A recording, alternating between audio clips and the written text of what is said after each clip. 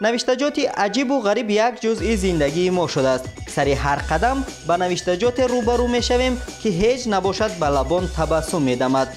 به لب تبسم، به بدن مرغک. بعضن این تبسم از گریه تلختر است. حالا با ما باشد تا چند لحظه در عالم نوشتجات تاجیکی سیر نماییم.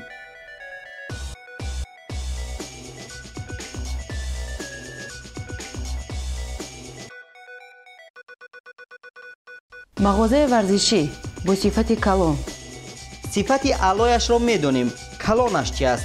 شاید در این مغازه تنها لباس‌ها برای ورزشکاران بزرگجوثه فروخته می‌شود. مثل این. التماس از تریزه نوز توف نکنید. از در توف کنید مایلش، فقط از تریزه توف نکنید. کلی حریم در پایان سمیچکا می‌فروشد. مبادا در سرش رسد دنیا به سر ما قیامت می‌شود.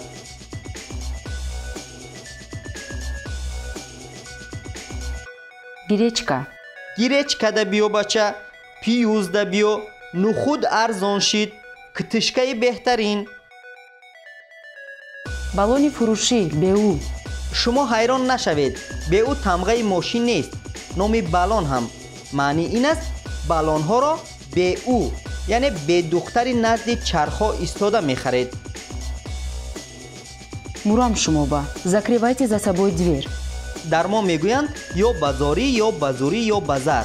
اینها از وریانت اول کار گرفتند. فکر میکنم نشان رس هم هست.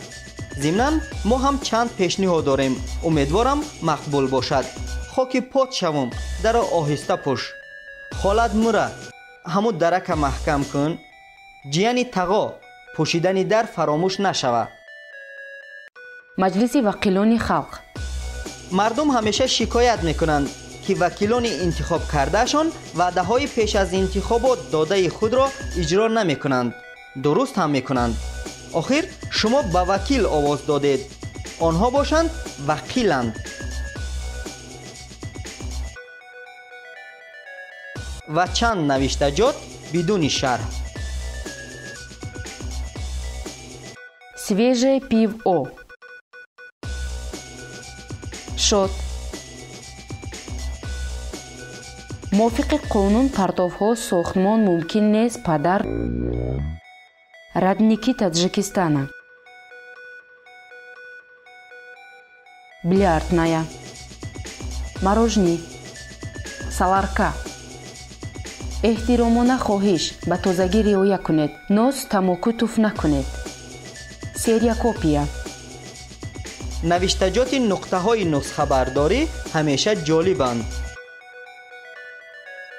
مولها از اروپا کسیراکوپیا. باز میگویند در تاجیکستان تاجرانی با انصاف نماندند. انا مردک اقرار کرده است که مولها نسخه برداری شده اروپا. ламинация мобильных телефонов. سوالهای بیکاره ندهید. با فکرم کارمندان این نقطه خدمترسانی از سوالهای بیجای میزاجان به داد آمدند. شاید از آنها همیشه میپرسند که چرا عین حال با نظر و امضای ضروری جمع نکرد، یا چرا نامزد مقام پرزیدنتی میگوید مقصد من پرزیدنت شدن نیست، یا شاید زیاد میپرسند که یک خلطه آرد چند سامانی است، یا پرزیدنت اوروگوئه چی نام دارد. به موضوع نوشتجات حتما برمیگردیم. اما حالا تا یک هفته دیگر گودبای.